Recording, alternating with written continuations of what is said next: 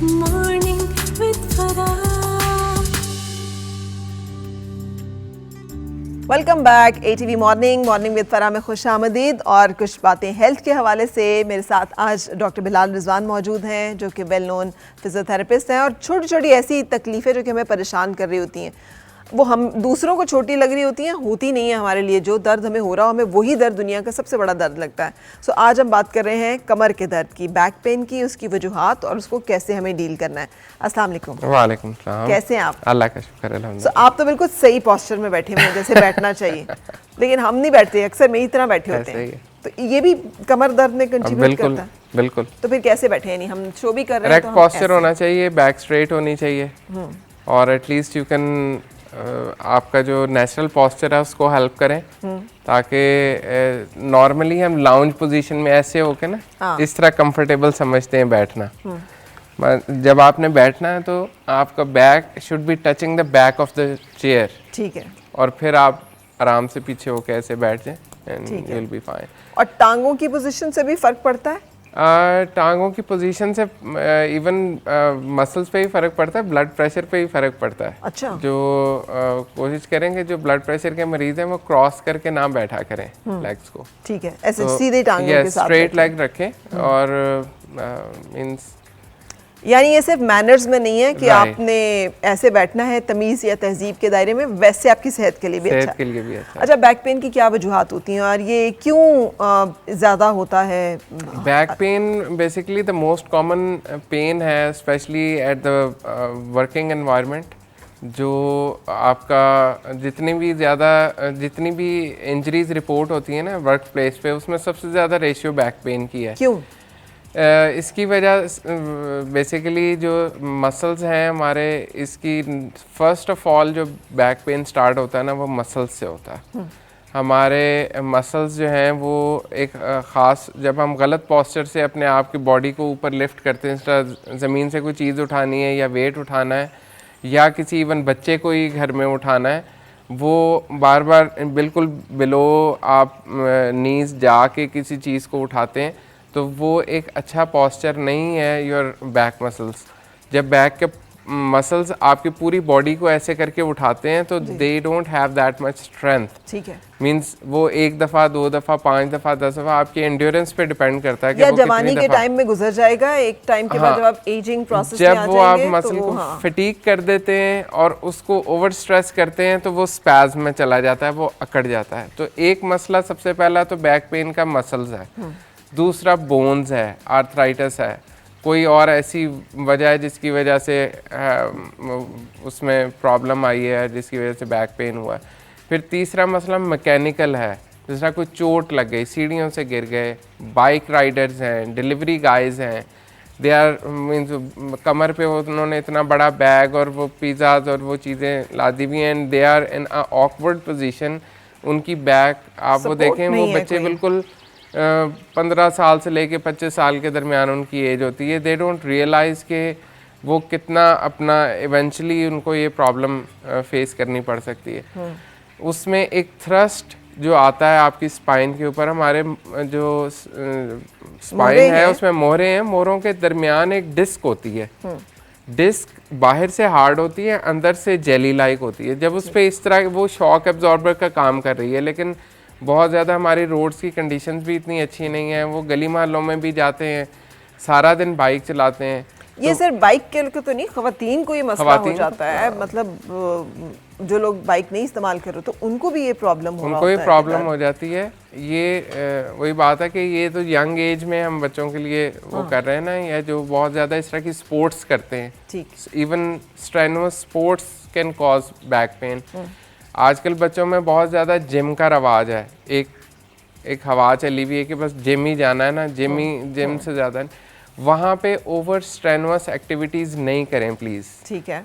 Over weight ना use करें, repetitions बढ़ाएं, वेट को कम रखें। अगर आपकी कैपेसिटी आप समझते हैं ना कि you can go for 20 kg, just stay at 10। लेकिन वो 20 kg से अगर आप 20 के रैप लगाते हैं ना, तो आप 10 kg वेट के साथ आप 40 रैप्स कर लें। राइट।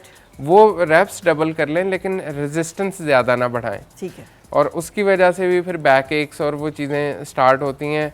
वो एक कह लें कि कंपटीशन का एनवायरनमेंट होता है जिम में, वो इतने कर रहा है मैं इतने कर रहा हूँ, तो वो उससे फिर। अच्छा, ट्रीटमेंट क्या है, हल क्या है? जिस भी वजह से अब ये दर्द हो गई तो क्या ये सारी ज़िंदगी अब साथ रहनी है, इससे जान नहीं छुड़ाई जा सकती? अच्छा, बैक पेन बड़ी एक असल में कॉम्प्लिकेटेड भी और बड़ी सिंपल दोनों इसमें वो चीज़ें हैं कि मसल्स भी वजह हो सकते हैं, बोन्स भी वजह हो सकती है, आपका सैक्रोइलियक जॉइंट भी मसला हो सकता है। इसमें उसकी सिम्टम्स मोर और लेस वो हर कोई कहेगा जी शियाटिका हो गया। शियाटिका इज़ डिफरेंट और ये अदर डायग्नोसिस जो है, तो इसका मतलब है जब भी कमर में दर्द हो तो उससे पहले तो प्रॉपर डायग्नोज करवाएं। हाँ, डायग्नोज होना चाहिए। वजह से है। फिर क्या सिर्फ दवाइयाँ इसका हल है या फिर कुछ और भी करना पड़ता है? इसमें देखें, दर्द होने से पहले ही अगर आप हल्की फुल्की स्ट्रेचेस और एक्सरसाइजेज इसको मामूल बना लें तो आपकी मसल की एंड्योरेंस बढ़ जाएगी। जो भी आप एक्टिविटी ऑफ डेली लिविंग कर रहे हैं, जिनको एडीएल्स कहा जाता है, वो करने में आप ओवर स्ट्रेस नहीं होंगे। ठीक है। जब ओवर स्ट्रेस नहीं होंगे, मसल फटीक नहीं होगा, तो problem normally start from muscles. ठीक है। मसल स्पैम शुरू होता है, वो कई साल तक रहता है, वो बोन्स को खींचता है अपनी तरफ, वो उससे ऑस्टियोफाइट्स डेवलप होते हैं, ऑस्टियोफाइट्स फिर आर्थराइटिस में चेंज होते हैं। तो ये एक इट्स लाइक काफ़ी टाइम लगता है इसको वो करने में। ठीक है। तो अगर आप शुरू से ये हल्की फुल्की एक्सरसाइज है वो अगर करते जाएंगे तो हो सकता है आपको ये प्रॉब्लम मीन्स आपको फेस ही नहीं करनी और पड़े। वो हल्की फुल्की एक्सरसाइजेस वही हैं जो कि रूटीन में हम कर रहे होते हैं, नॉर्मल स्ट्रेचेस हैं जो हम कई दफ़ा बिल्कुल विलियम फ्लेक्जन एक्सरसाइजेज हैं, ये भी स्क्रीन पे भी आपके साथ शेयर करेंगे कि इसमें घुटने को लगाना, सीने के साथ लगाने वाली एक्सरसाइज है। फिर आपने पहले सिंगल लेग को लगाना है, फिर दोनों लेग्स को लगाना है, फिर ऐसे बैठ के पंजों को हाथ लगाने की कोशिश करनी है। एक और बड़ा वो हमारे बचपन में हम भी देखते थे, एक एक्सरसाइज होती थी खड़े खड़े पंजों को हाथ लगाने वाली, वो बड़े शौक से, इवन बुजुर्ग भी यहाँ बड़े शौक से कर रहे थे। ये कोशिश करें आफ्टर 40-45 खड़े होके पंजों को हाथ लगाने वाली स्ट्रेच नहीं करें, बैठ के करें। नीचे जाने तक तो बात ठीक है, लेकिन जब आप उठेंगे ना,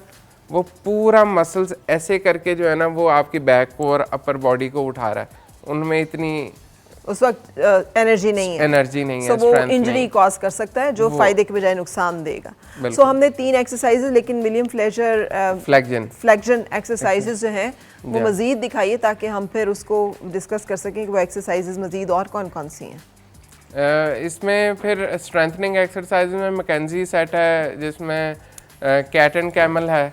ये तमाम पोज जो है ना ये आपके सामने है और ये कोई ऐसी मुश्किल एक्सरसाइजेज नहीं है। नेक्स्ट स्लाइड पे आएगा।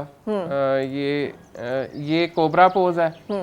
ये आप देखें फर्स्ट पोजीशन में यहाँ पे आपके हाथ होंगे और ये कैट एंड कैमल है। ठीक है। ये सिंपल आपके ये स्ट्रेंथ डेवलप करेंगे। और ये योगा में ये सारे पोजेस हाँ बिल्कुल, ये योगा वाले ही पोजेस हैं। इसको आप बजाय इसके कि हम बहुत मुश्किल किस्म की एक्सरसाइजेस कर रहे हों 40 में या उसके आसपास, कोशिश करें कि हम योगा या इस तरह की एक्सरसाइजेज हैं उन पे शिफ्ट कर जाएं, तो हमारी मसल इतने स्ट्रेंथेंड होंगे कि फिर हमें इस तरह का मसला नहीं होगा। बिल्कुल ऐसे है। और अगर एक्यूट पेन चल रही हो उस दौरान में भी एक्सरसाइजेस करना रिकमेंडेड है।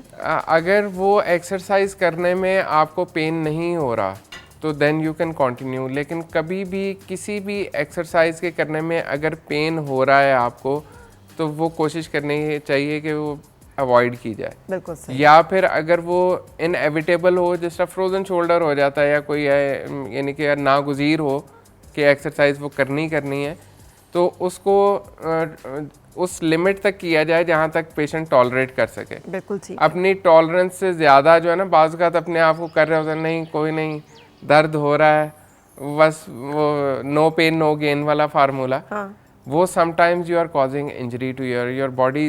आपका जिस्म आपको बता रहा है कि बस रुक जाओ, बस रुक जाए, दिस इज माय लिमिट। बिल्कुल सही। Thank you very much Bilal. थोड़ी सी आपको टिप्स लग रही हैं, लेकिन ये विलियम फ्लेक्जन एक्सरसाइजेज अगर आपको अभी स्क्रीन पे देखकर नहीं भी याद रही तो बिलाल ने जैसे आपके साथ शेयर की हैं, आप इसको नेट पे सर्च कर सकते हैं। कोशिश करें कि डेली रूटीन का हिस्सा हो ये एक्सरसाइजेज। ये सिर्फ बैक पेन में नहीं, हमने पहले भी इनका जिक्र किया, बहुत सारी जगहों पे ये इफेक्टिव है। Thanking you again. ब्रेक के लिए रुकेंगे और ब्रेक के बाद आपसे मुलाकात किचन में। मुस्कुराए और मिल खुशियाँ